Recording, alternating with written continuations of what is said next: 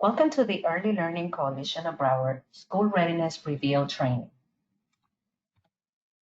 The Early Learning Coalition of Broward County receives approximately $100 million from federal, state, county, local, and private sources to provide financially assisted or free child care services for approximately 28,000 children and links parents to family support services, including those children with special needs. The ELC Broward's mission is to lead and support the early learning community to deliver high-quality early learning experiences to young children and their families. The vision is that all children will have high-quality early learning experiences leading to success in school and in life. The items that we will talk about today are our school readiness waitlist, school readiness fundings, authorization periods, documentation requirements, care levels, and eligibility redetermination due dates. First, we will talk about our school readiness waitlist for subsidized childcare. How do parents apply for school readiness? We follow the Office of Early Learning Rule 6M-4.300, which outlines all of the school readiness waiting list procedures. Parents that are seeking to apply for school readiness services, they have to apply using the state of Florida's Family Portal. The link is included in the presentation. Parents may also call ELC Broward's customer service line at 954-377-2188 for assistance with applying for services. This assistance includes the website or the link for applying for services, assistance with navigating through the portal, or assistance with documentations that may need submitted with the parent's application. Please note that our customer service department staff are unable to complete the application on the parent's behalf. Parents have to complete the application themselves, but we are happy to provide any assistance with navigating through the site. Eligible parents are placed on the wait list until school readiness funding becomes available. First, we will talk about our funding priorities. There are a total of 9 priorities as it relates to funding or categories for school readiness services. There are 2 priority groups that coalitions are required to serve. These are priority number 1 and priority number 2. Priority number 1, children are for children that are younger than the age of 13 whose parents receive temporary cash assistance and are subject to federal work requirements.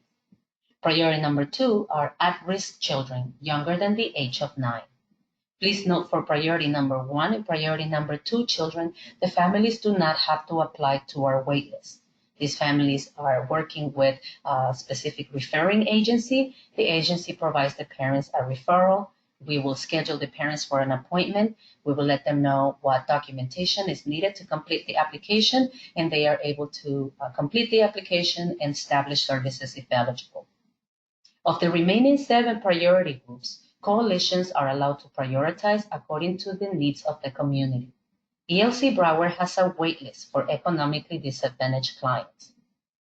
I have highlighted priority number 3. These are children between the ages of 0 to 5 years old, not yet in kindergarten. So 0 to 5, but the child or children are not in school yet. This is our current waitlist information. Waitlist invitations are currently being sent for all eligible priority 3 and related priority 6 children. Please keep priority 6 in mind. I will explain it in detail a little further. ELC Broward has sent invitations to all parents who completed their waitlist application and require revalidations on or before June 20th, 2019.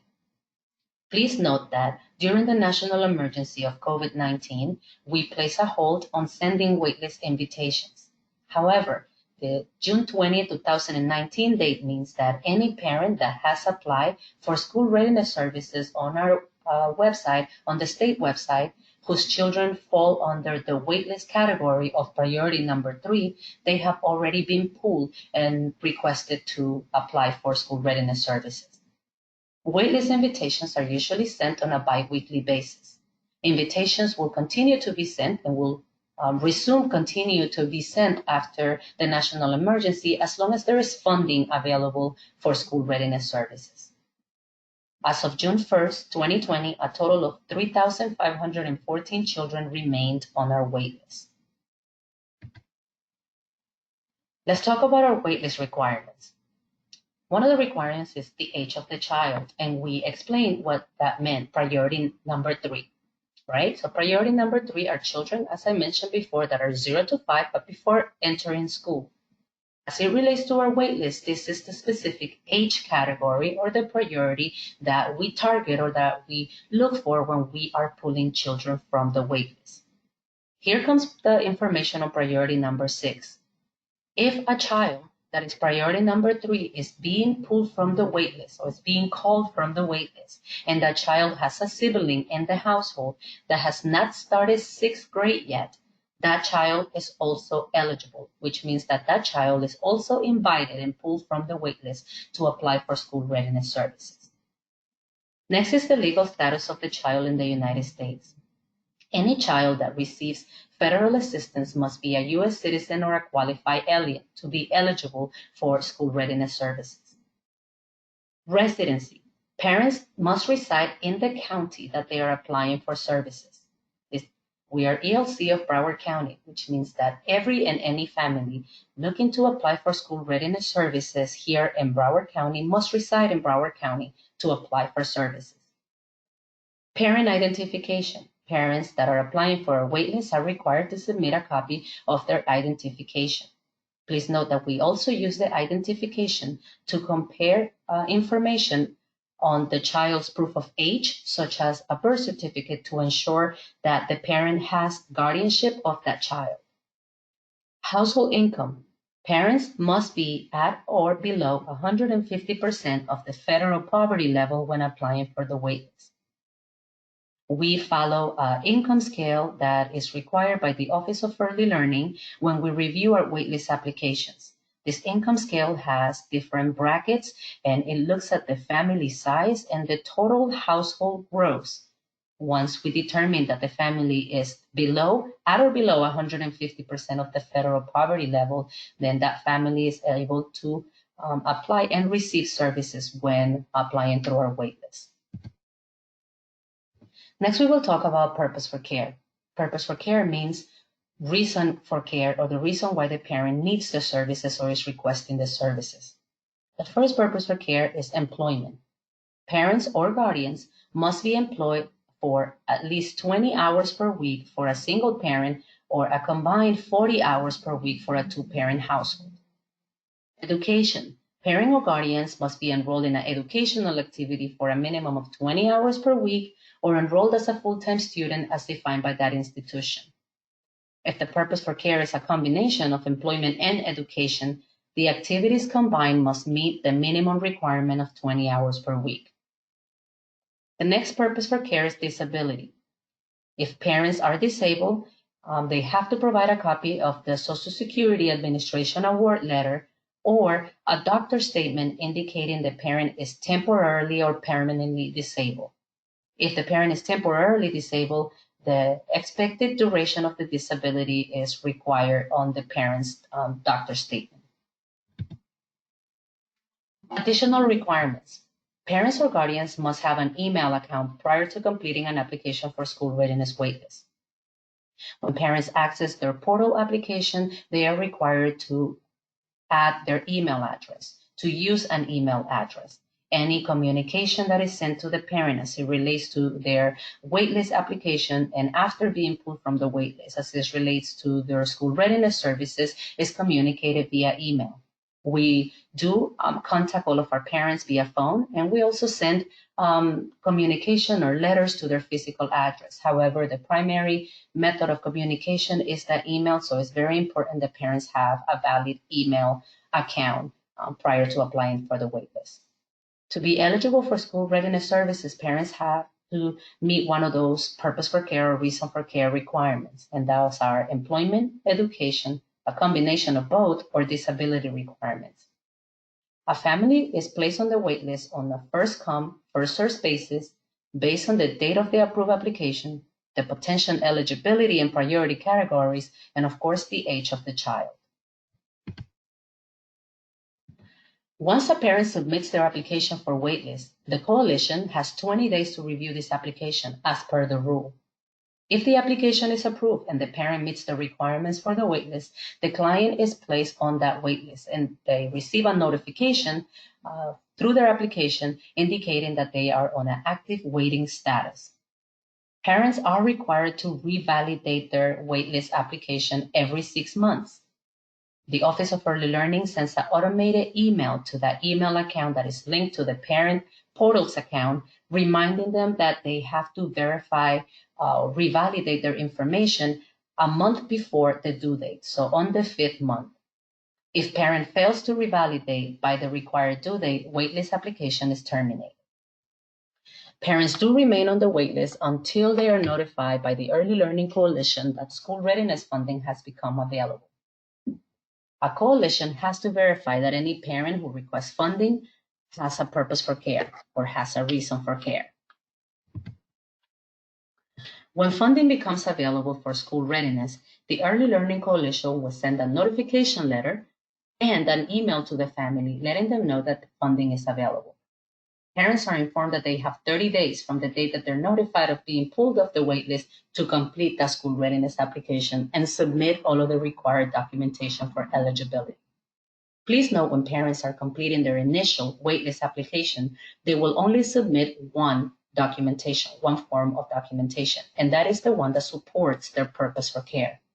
When parents are pulled from the waitlist and they have the 30 days to submit all of the documentation, additional documentation is required. We will go over that documentation once we get to that section of the training. If the parent does not respond to the notification for available funding by the due date, the waitlist application is terminated. Please note that terminated parents do have the ability and opportunity to reapply for services. They will be rescreened for placement back onto the waitlist. However, the parent will receive a new waiting list date. Next, we are going to talk about the school readiness funding groups. The school readiness funding groups are a specific category that explains the specific funding or the reason the parent is being placed under the subsidized childcare. We have a number of different fundings, and you will be able to identify those by looking at your attendance or when you're looking at the child's enrollment or certificate of enrollment. The funding groups are a mix of letters and numbers. And as I mentioned, we do have several funding groups. We wanted to provide, of course, you all the opportunity to understand a little better what these fundings are, what do they mean, as it relates to the family's placement onto the school readiness program. The first funding groups that we will talk about, are those income eligible fundings. Our BGA Econ, or economically disadvantaged, are school readiness services for economically disadvantaged families. This is that funding that at initial enrollment, parents must be at or below 150% of the federal poverty level. So this is the funding that when families are being screened from our waitlist, they are mainly placed on. The next funding is our School Readiness Match, formerly known as CCEP. These are school readiness services for a child whose parent is employed by a child care provider. As long as the provider has a match agreement and is participating under that match program, the family is able to receive school readiness services under the School Readiness Match. The next funding groups are also under the income eligible, but these are relative caregiver fundings. These are the BG328A and BG3RRCG. These are two relative caregiver fundings, and these are services for a child that lives with a relative, permanently or temporarily. For the 28A, the relative receives cash assistance, but is cash assistance child only. For the relative caregiver, the child is placed in court order relative care. The caregiver receives a relative caregiver payment. The next group of fundings, it is the BG1 at risk. We have a lot of different fundings under this specific at-risk group also. First, we will talk about our protective investigation. We have our BG1 in and out, which are school readiness services for a child of a family under protective investigation because of an allegation of abuse, neglect, or exploitation. BG1-in simply means the child remains in the home with the parent during the duration of the investigation. BG1-out means the child is being taken out of the home and placed with a relative or a legal guardian for the duration of that investigation. On the right of the screen, we have our protective services at-risk fundings. These are our BG111, BG114R, and BG113. They are school readiness services for a child of a family under protective services because of an allegation of abuse, neglect, or exploitation. BG111, very similar to the BG1-in, means the child remains in the home during the duration of protective services. BG114R means the child was taken from the home and placed with a relative or a legal guardian during the duration of that protective services. The last one, BG113, for protective services, is for children that are placed in foster care while the protective services are being provided.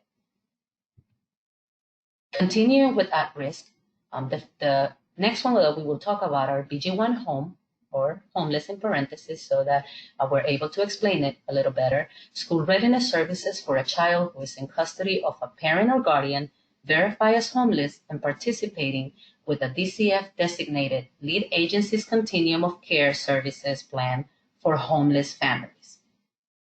BG1 FAM, or domestic violence, are school readiness services for a child who is in custody of a parent or guardian considered a victim of domestic violence and receiving services through a verified domestic violence shelter. The last at-risk funding that we will talk about is our BG111D, or diversion, school readiness services for a child needing access to childcare who DCF and its contracted community-based care program are currently serving in-home. So all of these fundings are at-risk fundings. The next group of fundings we will speak about are our career source funding. So when our families are applying for, or when a family is applying for cash assistance, they go through the Department of Children and Families. One of the requirements is that they participate with Career Source Florida, and they are engaging in a work activity or an educational activity with the goal of transitioning out of the welfare system and becoming self-sufficient. When this happens, Career Source Florida provides a number of opportunities and services to the families. One of these services are child care services. BG3 TCAN, which is our BG3 Temporary Cash Assistance for Needy Families, is the first referral that families receive after they apply for cash assistance with DCF and they begin working with Career Source. Once they are working with Career Source and the parent begins to transition out of the cash assistance and the parent begins working, they receive a BG3 TCAW referral, which means temporary cash assistance working. So these are for clients that are transitioning out of that cash assistance who have started working. Then once parents actually obtain employment and they are fully employed, they are provided a BG5 Transitional Child Care Referral, or BG5 TCC. And these are services for parents that are now employed. The last funding that you see mentioned there are Career Source clients applying for temporary cash assistance. It's our BG3 app. Now, all of the fundings that I mentioned before, they are all school readiness funding. The Early Learning Coalition of Broward also has local fundings. These include our vulnerable population, which is funded by the Children's Services Council. CSC 46 is the funding code or category, and BP 311. CSC 46, our vulnerable population, it requires a referral. BP 311 was a funding created for clients residing at the zip code 33311. The next local funding is County Special Needs. This one is funded by Broward County. County Special Needs, it's a funding that is provided to children in Broward County that are identified as having a special need as outlined on their individual evaluation plan or individual family services plan. This document is a requirement for any child that is applying for County Special Needs services. Next, we will talk about authorization periods. Authorization periods are simply the length of time that the parent is going to receive services under the funding category. We have specific fundings that will, if the parent is receiving services under that category, the parent will receive 12-month authorization. These are our BGA Econ, our School Readiness Match, and our County Special Needs. On the right of the screen, you will see our 6-month authorizations. And I have included all of the different fundings for which a parent will receive 6 months. They are the transitional child care, all of the protective services funding, homeless, domestic violence, and our local funding is also mentioned there. For the school readiness fundings, you will see that they receive services in 6-month increments. This is important for you providers because as these families are receiving services, they will receive 6 months. At the end of the 6 months, we will reach out to that referring agency, whether it is CareerSource or an at-risk agency, and we will verify or inquire on whether that agency is still working with the family or servicing the family. If they are, then the agency will submit a redetermination referral on the parent's behalf. Again, the referral is the next 6-month authorization. This is very important, as I mentioned before, because in order for parents to receive services beyond that time under that specific funding category, they do need another referral. If another referral is not provided because the agency is no longer serving the families, then we will review the parent's application and their eligibility to continue receiving services under another funding category. Next, we will talk about those fundings that receive 3 months authorization. These are the BG3 TCAN and the BG3 TCAW. Both of those are CareerSource fundings, as I mentioned before. We also have 2-month authorizations. You see the protective investigation fundings, BG1 in and out are there, and also our diversion.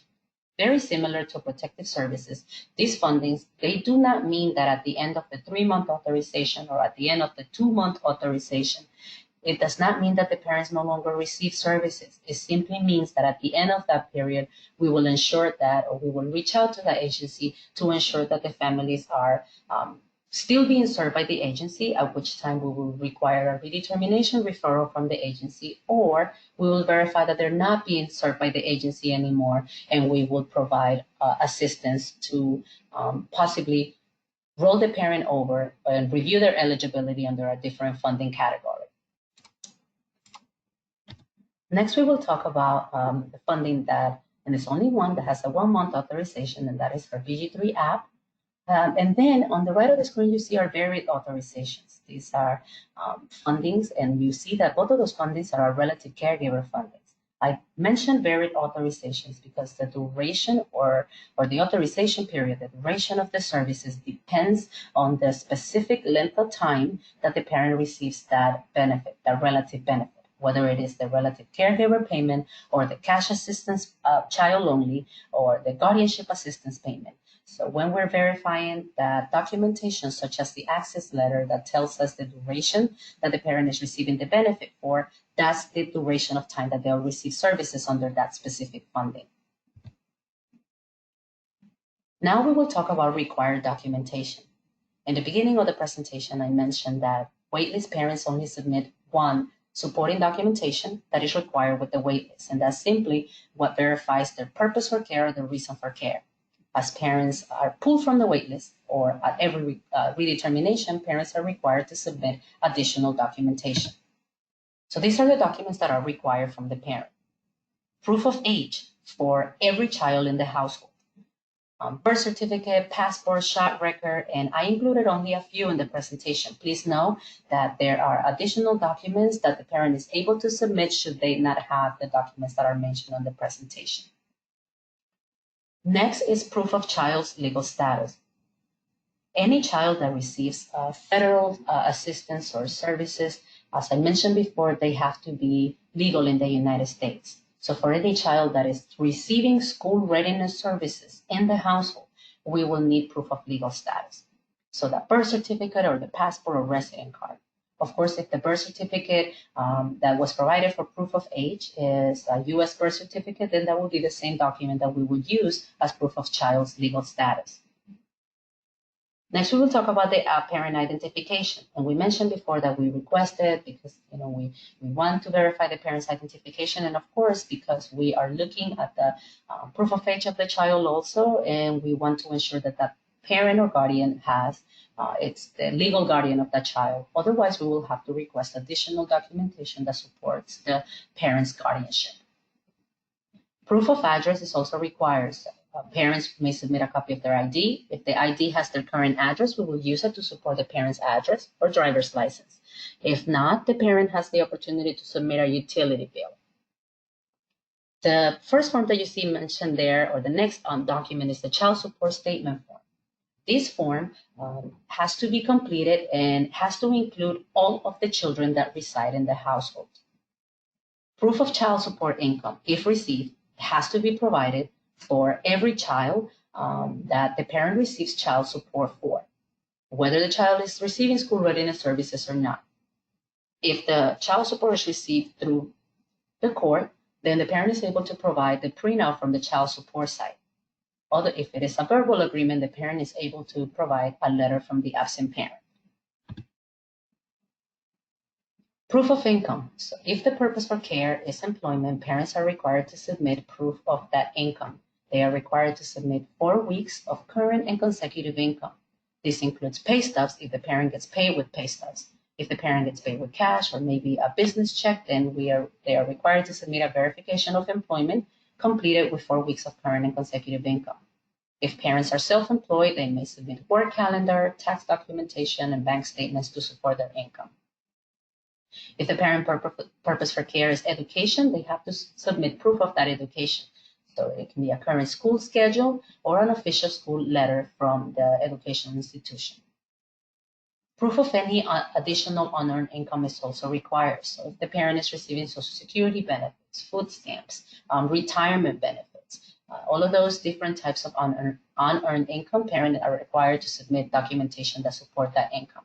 Please note, food stamp, for example, is not income that is counted towards the parent's gross. However, proof of that income is still required. A referral form.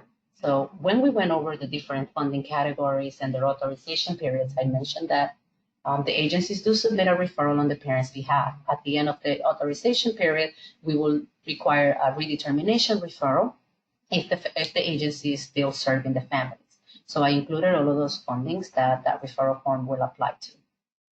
The next document you see listed there is the signed income calculator. So this document is something that the family services staff complete. It includes the parents or the family's household size and all of their reported income. The parents are required to sign and date this document acknowledging the income that was used and the family size that was reported. This document is a requirement for school readiness services. On this slide, I included additional applicable documents. And I said additional and applicable documents because it really depends on the funding category and the family situation. For example, the intent to provide special needs checklist is a required document from our childcare provider, from you all, and this is for children that are receiving services under the county special needs funding.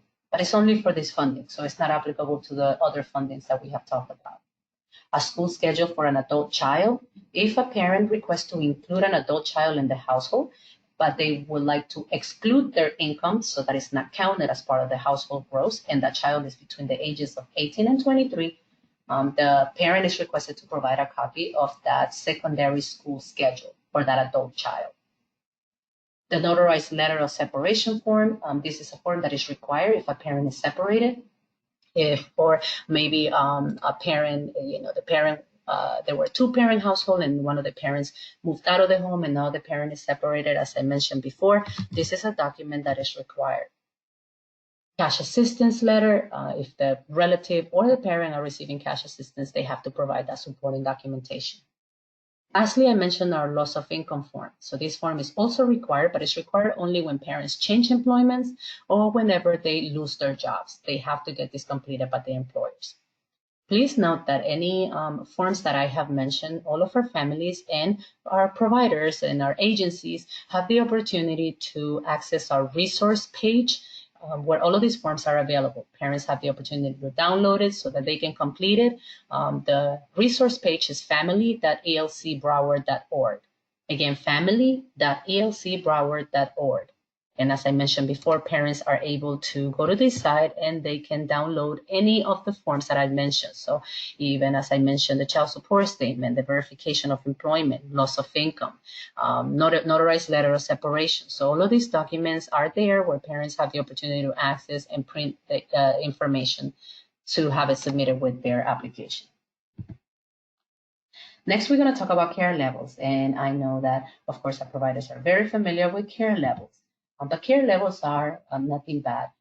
For school readiness services, children are assigned the specific care level that is based on the child's age. So on the, I guess on the left of the screen, you will see that there is a bolded information. So you see infant, so that will be the care level. And then you have the age right next to it. So 0 to 12, it's the child's age and the care level is infant. 48 to 60 months, it's the age, and then the child's care level is PR4. It is important that as we work with the providers, as we work with you all to provide this assistance to the families here in Broward County, that you help us in verifying all this information is correct. Even with our parents reporting the information correctly, because as you know, the specific care level has a reimbursement rate attached to it.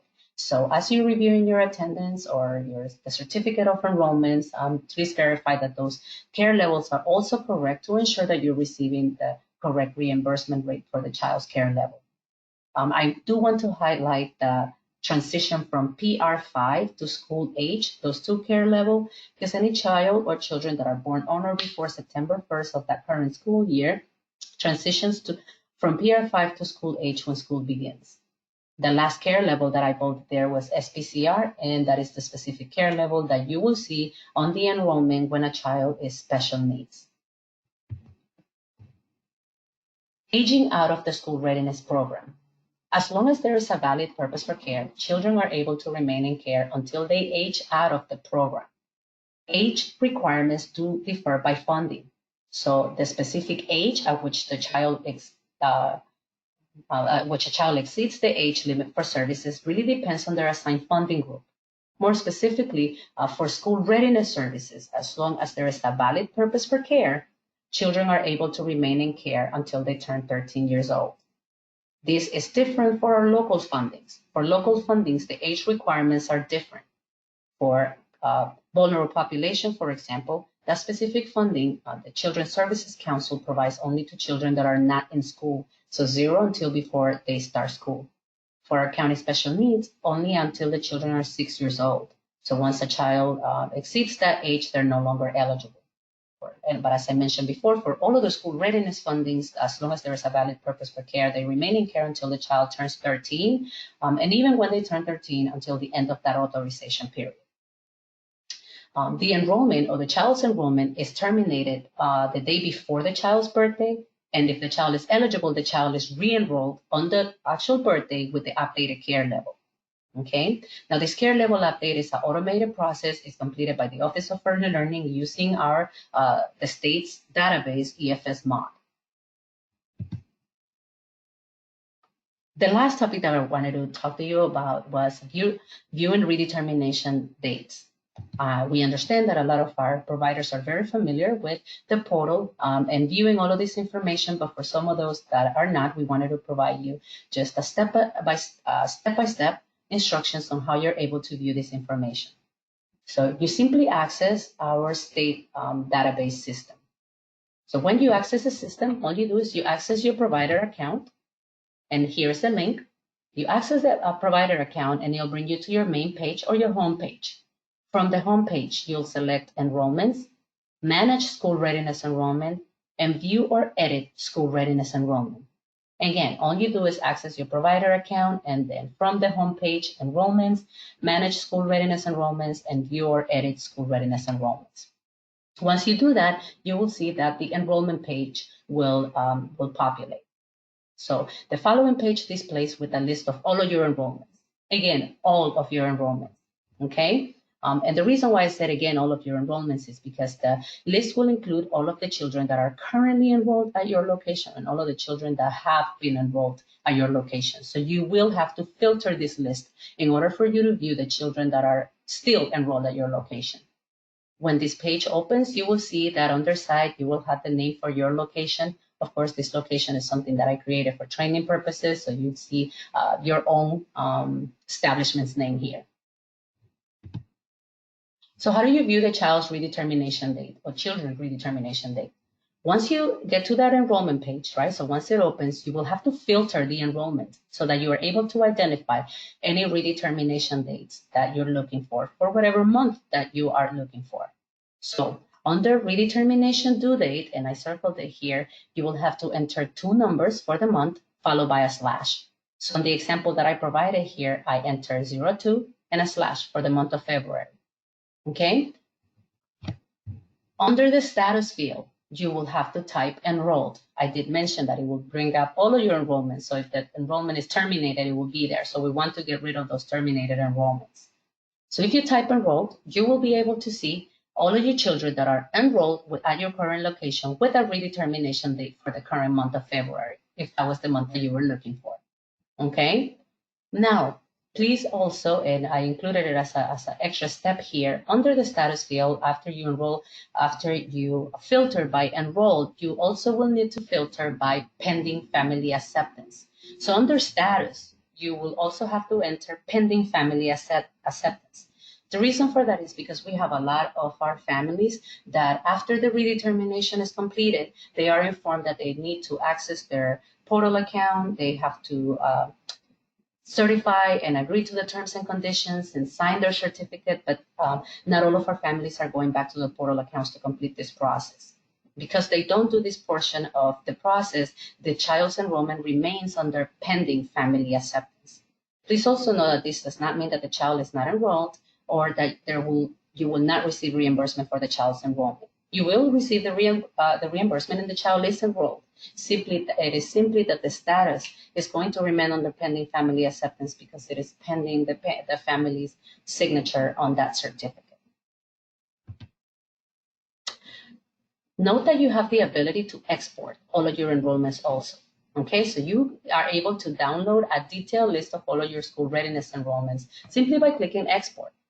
If you simply click export, then you are able to filter and complete or remove and add whatever you would like to add on an Excel spreadsheet, because a list is going to be generated on an Excel spreadsheet and it will include all of that additional information. It will also include parent fees, enrollment start and end dates, and all of this additional information that you would not be able to see from the actual enrollment page. Okay, so you are able to export it to an Excel spreadsheet if you prefer that method, and you are able to view all that information there. My only recommendation is that if you do export this information, that you do it on a regular basis.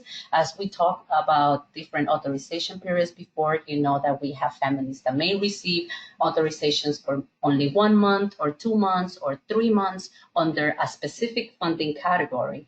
And then they have to be reviewed and redetermined in order to continue receiving services. So if you decide to do this every 3 months or so, you may miss on some children, or you may not include every child's enrollment. Okay? So these are just some additional notes about reviewing about viewing your READY date. So the state portal enables you to view a list of current enrollments with redetermination dates. The redetermination date has to be verified by viewing the child's enrollment certificate because of the following reasons. The portal, the state portal, was designed to display only the end of a child's 12-month authorization.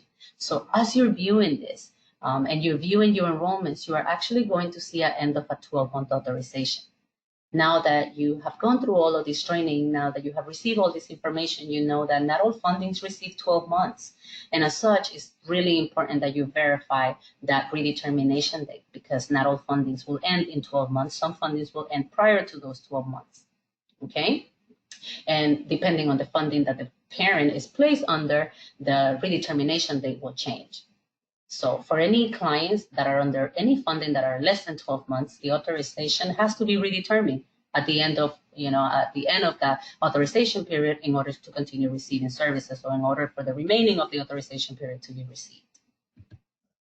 Understanding that our portal is a work in progress, I also wanted to include in this presentation additional information for you all, for providers, that if you have a question regarding a child's eligibility, whether it is a redetermination date or co-payments or anything like that, you will have the opportunity to reach out to us to inquire about that information.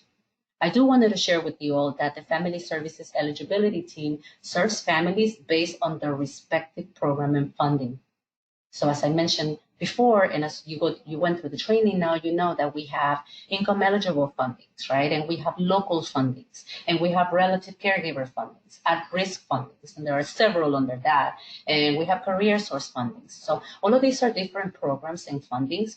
And our family services team, they do serve families, but they're based under their respective funding. As such, if you have a question about a specific child or a parent's eligibility, please contact the direct manager or supervisor that oversees that program or that funding.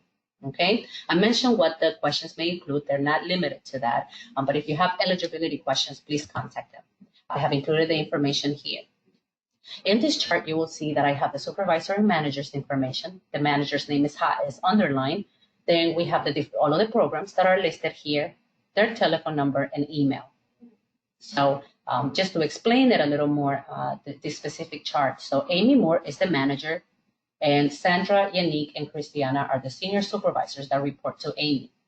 Amy is the manager over all of the programs that are listed here, all of them, every program that is included in this chart. Her information is here, her contact information. Now, if you are looking at a child's enrollment and you have a question about the child's maybe co-payment or the redetermination date, and you have looked at the child's enrollment or their certificate, and you notice that the funding, which I mentioned before, is a mix of that number and letters, is a BG 111. So now you know that that is a protective services funding. The senior supervisor that directly oversees protective services is Sandra Oliveira, and her name is bolded. So if you have a question about an at-risk protective services child enrollment or eligibility, please contact Ms. Oliveira. If you have a question about school readiness transfers, then you can contact Ms. Yannick Lyons. Her name is here. She's also a senior supervisor, and she oversees all of the additional programs here. This is her information. Christiana Vilban, she is over a vulnerable population, VPK re-enrollment. Her information is also here.